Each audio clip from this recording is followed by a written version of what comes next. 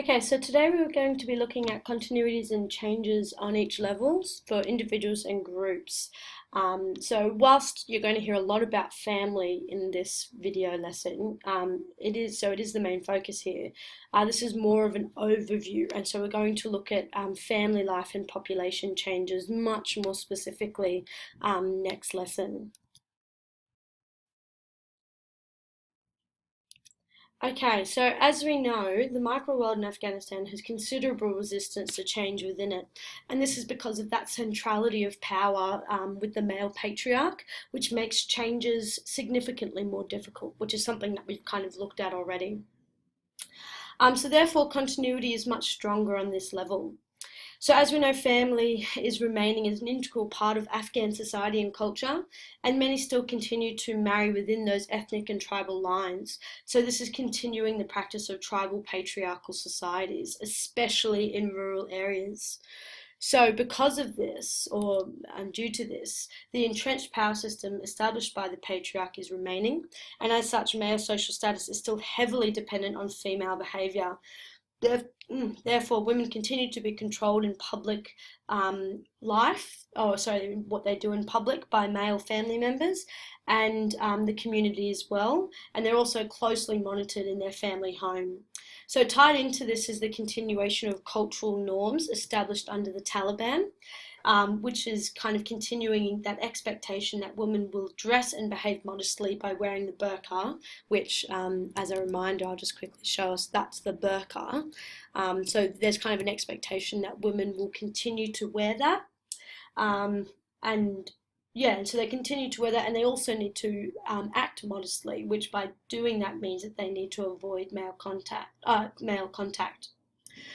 So, because of these societal expectations of how women should look and behave, they've not changed, which therefore forces male relatives to continue to establish these norms in order to maintain their own social status.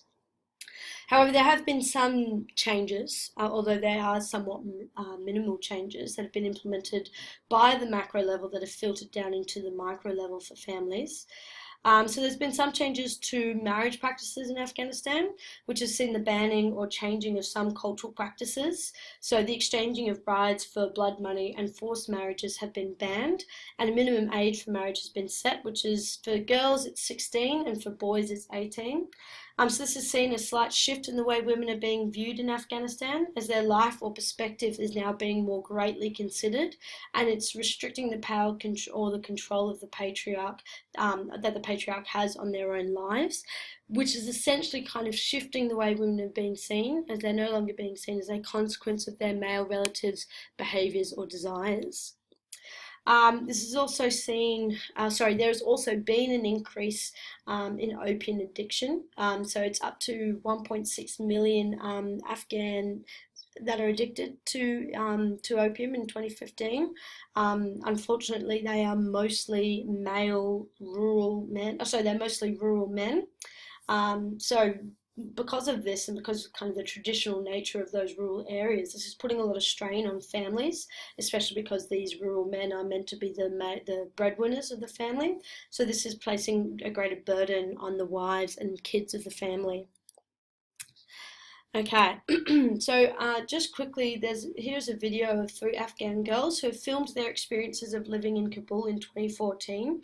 I really want you to take note of the interactions, clothing and expectations that are kind of being placed on these women, but also look at their behaviours and perspectives so you can really get an understanding of kind of the changes and the continuities that are taking place on the meso level. مدت 2 سال میشه که ما از زندگی خود فیلم میگیریم و در این فیلم شما بخش‌هایی از زندگی ما رو تماشا خواهید کرد.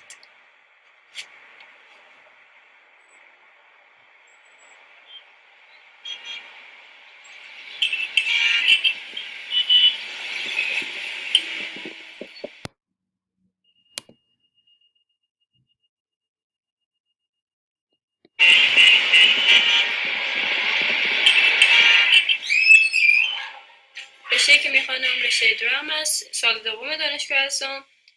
گفتم که چرا رشته درام انتخاب نکنم، ولی به من گفتن که یک رشته بچگانه است و چیزی که من میخواستم اونا نشان بدم که این تنها رشته بچه ها بودن نمیتونن، دختران میتونن بخونن و همچنان میخواستم که هدفم در زندگی میشه که باید کار کنم، تلاش کنم و تا یک زندگی خوب برای خودم و برای دیگران جور کنم.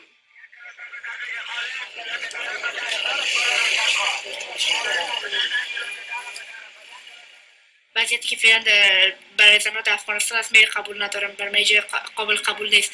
میخوایم یک بخش از این تغییر باشه.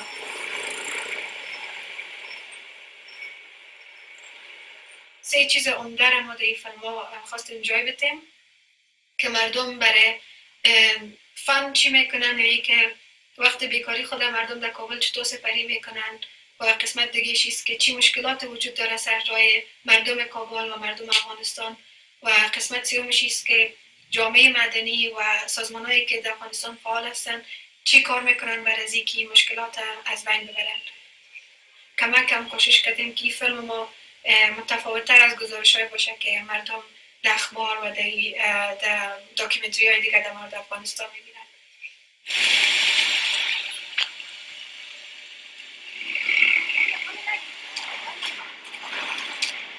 شدی؟ حالا سرخک است؟ اوکی.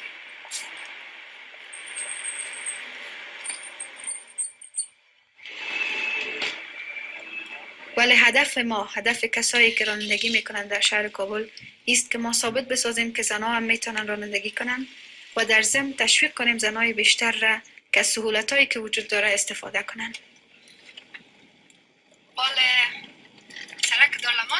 So guys, just quickly, as you watch this, really pay attention to what the men are doing in the background, because that'll give you a bit of an idea of the expectations and what's continuing there in terms of those cultural norms and expectations.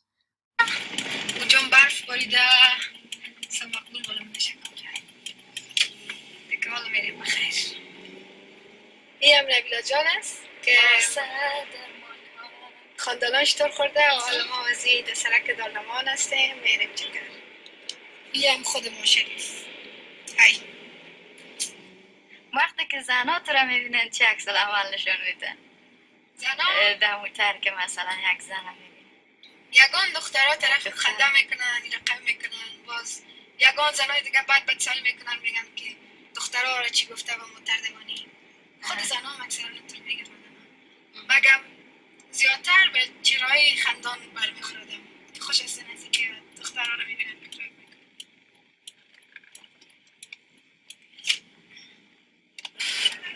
So that was a guy just spitting on the car, and they're zooming in on the spit.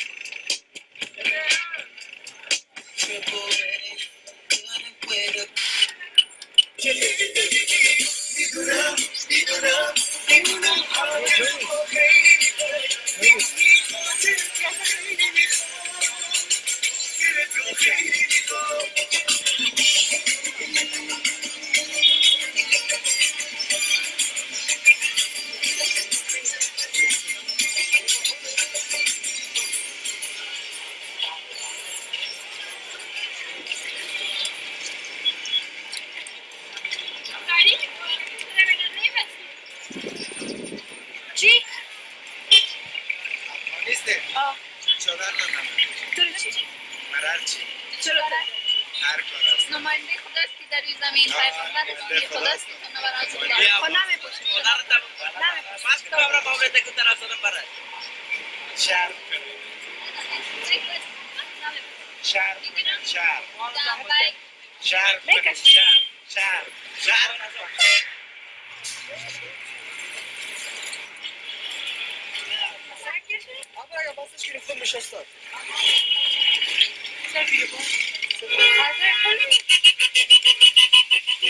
دان دروازه دانشگاه کابل.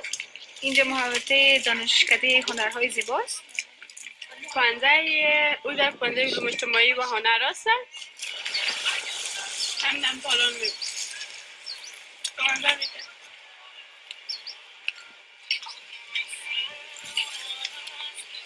خراب جای میریم سلام در نیز ایجا چی کنیم خراب جای؟ باران داره تیز نمیشه که مگه چیزی رو خواهیم بیاشم.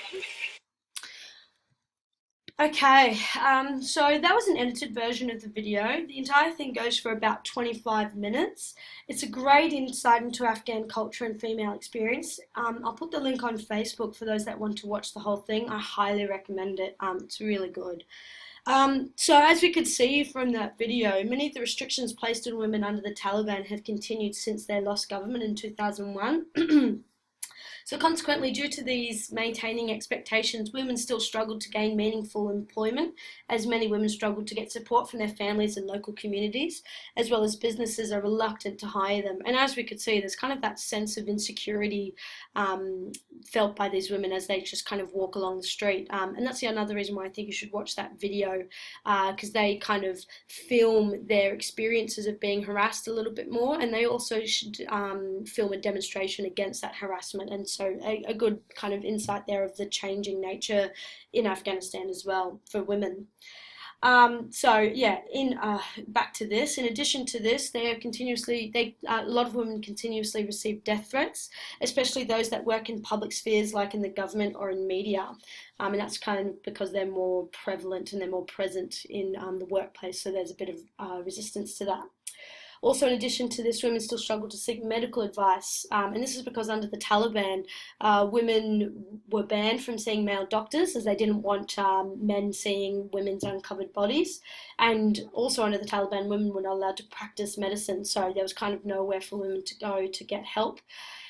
So because women were not allowed to practice medicine for about 10, 15 years under the Taliban, there is a lack of female medical staff, especially in rural areas.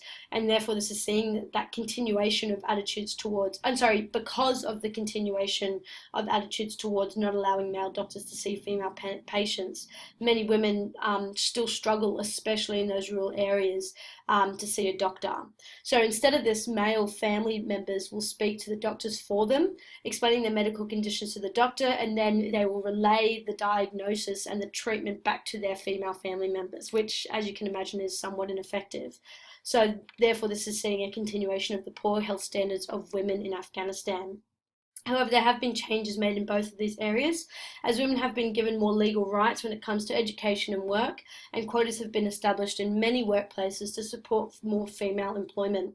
So girls' schools are also being built or reopened since the Taliban since the Taliban have been ousted across the countries to help support greater female education.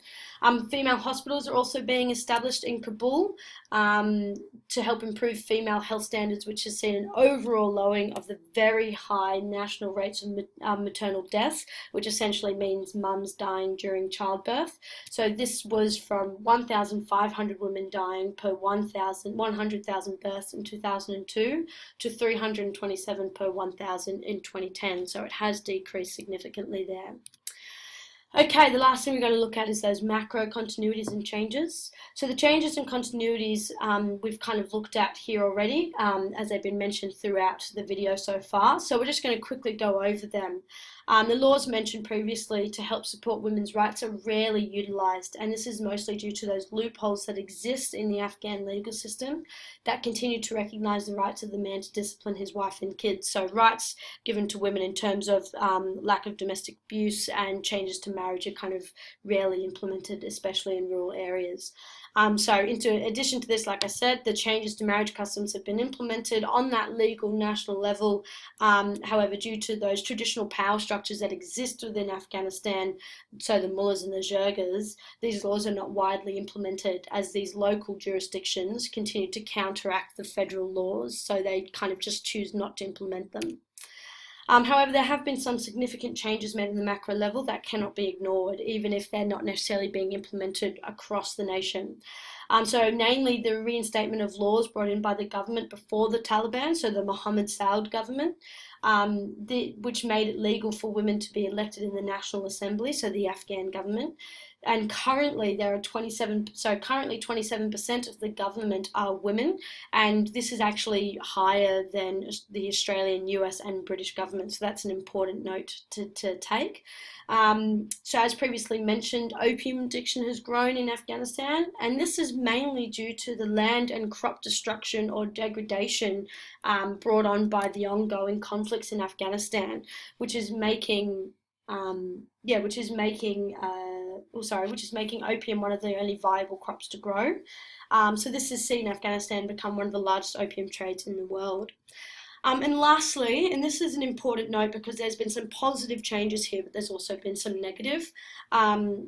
So many international governments like the US government and aid groups like Save the Children and UNICEF have come into Afghanistan after becoming aware of the plight of women under the Taliban.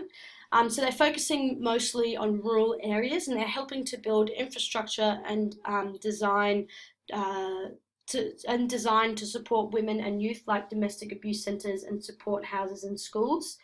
So whilst this can be seen as positive, this has led to a breakdown of family and placing women in a largely grey legal area, as many of these support systems were built outside of the community consultation. So these groups are just kind of coming in and building rather than consulting the community first. So this means that many of the existing local customs and beliefs and power structures are not recognising kind of the practices that are being brought in by UNICEF and Save the Children, as they don't recognise women leaving their families due to abuse, as well previously, and what is kind of accepted is many women would just go back to their birth family rather than just leaving both families altogether.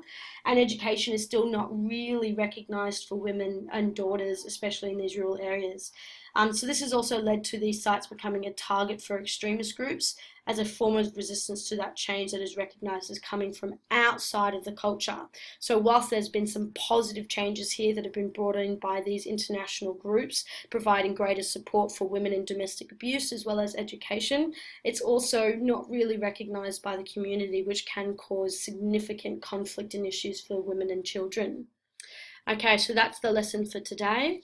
We will go into more depth in class about what these impacts are for these individuals and groups.